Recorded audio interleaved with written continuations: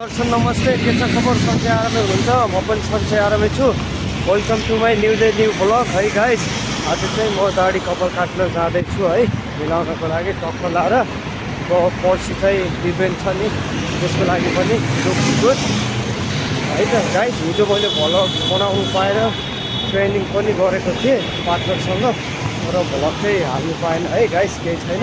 आज चाहिँ मैले ओन्ली बोलेको भ्लग, टाउकीको भ्लग मात्र हाल्छु है त। यो एरिया है के भन्छ अरे, म पहिला बसेको यो एरियामा चाहिँ धेरै मार्केटहरू पनि छ अगाडि, अनि उता ब्याङ्क पनि छ, सबै पाउँछ यहाँ।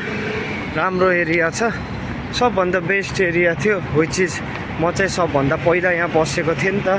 खानासाना खाइयो होइन, भाइले पनि खाना खायो, भाइ ड्युटी गयो, म चाहिँ यसो बाहिर निस्केको। अब दाढी कपाल बनाएर टक्क लाएर अनि त्यसपछि चाहिँ बल्ल रुमतिर जानुपर्छ अनि ड्युटी जाने है। आज चाहिँ फ्राइडे, अब भोलि चाहिँ सटरडे मेरो डे अफ छ। अब डे अफ छ, योचोटि चाहिँ जस्ट फर रिल्याक्स है, किनकि रेस्ट गर्नुपर्छ शरीरलाई। किनभने पर्सि चाहिँ मेरो ट्रेनिङ हुन्छ नि त, लाइक कम्पिटिसन, त्यसको लागि चाहिँ बबाल शरीरलाई रेस्ट हुनुपर्छ, त्यही है त। देखेको छ है कपाल काटेर भएपछि, अनि मान्छेले मेरो कपाल काटिदिएको हेर्न सक्नुहुन्छ। म चाहिँ यहाँ किन आउँछु भने दाढी मिलाउँदाखेरि टक्क यता कपाल पनि मिलाइदिन्छ कि होइन। त्यो चाहिँ हाम्रो बङ्गलादेशको हो दोष, त्यही भएर चाहिँ अब कपाल दाढी टक्क लाएर मिलाइयो। अब चाहिँ ड्युटी जानुपर्छ, रुममा गएर नुहाइधुवाइ गरेर है त गाइज। गाइज म चाहिँ लिफ्टको वेटिङमा छु है, यहाँ 3टा लिफ्ट छ होइन, हेर्न सक्नुहुन्छ। म चाहिँ लिफ्ट वेट गर्दै हो, आउँदैछ। म 13 फ्लोरमा छु, 13 फ्लोरमा। अब आउँछ अनि जानुपर्छ है त। गाइज म चाहिँ ड्युटीको लागि निस्किसकेको छु है। म चाहिँ ड्युटी लाग्दै हो, हिँड्दै सधैँको जस्तो 7 इमरेस मार्केट यहाँ नजिकै छ है। यो बिल्डिङको अर्को बिल्डिङ हो, like front behind our building, यहाँ चाहिँ 7 इमरेस सुपर मार्केट छ। सो म हिँड्दैछु, अब जाँदैछु, यु क्यान सी गाइज। अनि सधैँको जस्तो 10 मिनट्स चाहिँ वक गर्नुपर्छ ड्युटी एभ्री डे। ड्युटी जाँदा, ड्युटीबाट आएपछि, अनि ड्युटीमा पनि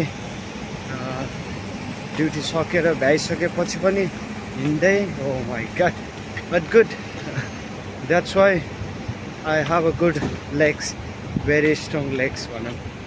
प्लिज हजुरहरू स्केड नहुनु होला है, न्युजहरू सुनेर अबुधाबीमा यस्तो छ उस्तो छ भनेर।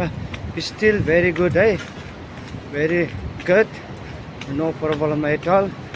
अब हल्का फुल्का त भइहाल्छ होइन, त्यही पनि त्यस्तो डराउनु पर्ने छैन। जबसम्म गभर्मेन्टले हामीलाई के गरे यहाँ सुरक्षित राखेको छ, तबसम्म चाहिँ डराउनु पर्दैन। यहाँको युएको गभर्मेन्ट एकदम राम्रो, एकदम बेस्ट छ है। अहिलेसम्म डराउनु पर्ने केही अवस्था छैन, त्यही भएर प्लिज नडराउनु होला। अब त्यही भन्न चाहन्छु म। अनि प्लिज फ्यामिलीसँग चाहिँ कुरा गर्दै गर्नु होइन। मान्छेहरूले त्यो अलर्ट म्यासेज आइसकेपछि तिनीहरूले भन्न खोजेको चाहिँ, जब त्यो अलर्ट म्यासेज आउँछ त्यतिखेर चाहिँ हजुर घरदेखि बाहिर ननिस्किनु भनेर सूचना दिएको हुन्छ है सबैको फोनमा। तर मान्छेहरू कतिसम्म लापरवाही के, मान्छेहरू बाहिर गइदिने, हेरिदिने, भिडियो बनाइदिने, त्यस्तो गर्छन्। अनि त्यस्तो गरेपछि कहाँबाट हुन्छ? सबभन्दा मान्छे नै खराब हो के, त्यो चाहिँ गर्नुहुने थिएन क्या तिनीहरूले। त्यस्तो गर्नाले नै त्यो जुन चाहिँ पड्काइदिन्छ माथि होइन, तिनीहरूले त्यो चाहिँ तल गिर्छ के, अनि त्यसैले चाहिँ क्षति हुने हो मान्छेहरूलाई। त्यो कुरा चाहिँ नबुझ्ने के, हामी जानुहुन्न, बाहिर हेर्नुहुन्न भनेर चाहिँ नबुझ्ने। हेर्न सक्नुहुन्छ गाइस, यो कराकेप आउटलेट भन्ने दामी है। यो भित्र चाहिँ ओरिजिनल सामानहरू पाउँछ, जस्तै कि एडिडास होइन, नाइकी, टी सर्टहरू दामी पाउँछ। मलाई पनि मनपर्छ होइन, मैले पनि किनिरहेको हुन्छु। हेर्न सक्नुहुन्छ 99 मा सुज अनि यो हो एरिया। पुरा म धेरै खुसी छु है। नेपालमा चाहिँ घन्टीको एकदम राम्रो मतदान भएको रहेछ होइन। जता पनि घन्टी खुसी लागेको छ है मलाई यो कुरामा एकदम चाहिँ धेरै खुसी छु है। नेपालमा चाहिँ घन्टी बजिसकेको छ है। अब पुरानो नेताहरू पत्ता साफ भएर अब हाम्रो नयाँ युवाहरूले देशलाई चाहिँ चलाउने दिन आउँदैछ है। I hope guys everything will be right. घन्टी गोन बी विन। त्यहाँदेखि हामी चाहिँ फेरि हाम्रो देशमा नै फर्किन पाऊँ भन्ने चाहिँ ठुलो धोका छ है। अबको 5 वर्षमा केही हुन सक्यो भने आफ्नै देशमा केही रोजगार गर्न पाइयो भने त्यो चाहिँ एकदम राम्रो हुनेछ गाइज। यो भिडियो मैले पोस्ट गर्दासम्म भोलिसम्म आई थिङ्क है हाम्रो नेपालको भएको इलेक्सनमा चाहिँ घन्टीले नै जित्नेछ भन्ने पुरा आशा छ है गाइज। सबै नर्मल छ है। गाडीहरू हिँडिरहेको छ, मान्छेहरू ड्युटी आउने जाने भइरहेको छ है। नर्मलै छ, त्यस्तो डराउनु पर्ने केही पनि छैन। मान्छेहरू ड्युटी जाने आउने सबै भइरहेको छ है। त्यस्तो डराउनु पर्ने अहिलेसम्म त्यस्तो केही छैन है। यहाँ चाहिँ गभर्मेन्ट एकदम राम्रो छ र गभर्मेन्टले सबै कुराहरू चाहिँ मोनिटर गरिरहेको हुन्छ। तर हाम्रो नेपालीहरूलाई मैले के भन्न चाहन्छु यो भिडियो मार्फत भन्छु, प्लिज गाइज हजुरहरूले जति पनि भिडियोहरू खिच्नु भएको छ तर प्लिज पोस्ट नगर्नु होला। किनकि यहाँको गभर्मेन्टले हजुरलाई भोलि बिहान होइन कानुनको दायरामा पनि ल्याउन सक्छ। त्यो कुरालाई चाहिँ ख्याल गर्नु होला है त गाइज। म चाहिँ अब रुम जाँदैछु है। रातिको 1 बजिसकेको छ यहाँको। के भन्छ र आज चाहिँ ट्रेनिङ गरेको भिडियो बनाउनु पाएन है मैले।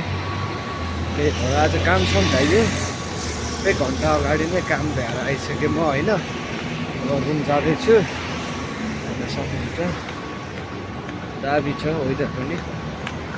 त्यस्तो आज चाहिँ केही अप्ठ्यारो होइन भएन, मतलब कि अलर्ट पनि आएन म्यासेज केही पनि। सो ठिक छ है आजको। त्यस्तो केही डराउनु पर्ने भएन छैन।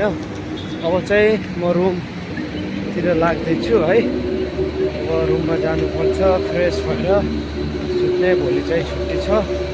छुट्टी भए पनि कता जानु है, रमादान छ, केही खानु पनि हुँदैन। फेरि जानु कता एक्लै, त्यही पनि हेर्छु। त्यहाँ एउटा दाई हुनुहुन्छ, सायद त्यो दाईसँग नभए साथीहरूसँग भयो भने यसो घुम्न निस्किन्छु कि सायद। अब निस्किहालेछु भने ठिकै छ। अब निस्किहालेन भने चाहिँ म रुममै हुन्छु होइन। रेस्ट गर्नुपर्छ किनकि पर्सि चाहिँ फेरि कम्पिटिसन छ मेरो। त्यो कम्पिटिसन फेरि मोस्ट इम्पोर्टेन्ट हो। त्यही भएर बडीलाई रेस्ट दिनुपर्छ। आज ट्रेनिङ केही पनि गरेन मैले है। अनि भ्लग 2 दिन भइसक्यो अपलोड गर्न पनि पाएको छैन। त्यही भएर यसो आज यताउति बोलेको भिडियोहरू मात्र है त गाइज। यही हो है मेरो चाहिँ बिल्डिङ, ब्याङ्क अफ शारजा भन्ने होइन। यहाँ छ ब्याङ्क अफ शारजा बिल्डिङ, यही हो। म यही बिल्डिङमा बस्छु। अहिले दाजुभाइ हामीसँगै बसिन्छ यही बिल्डिङमा। लगाइसक्यो है guys. See you, thank you so much guys. Keep loving, keep watching, keep supporting है। See you guys, thank you so much for watching. See you next time.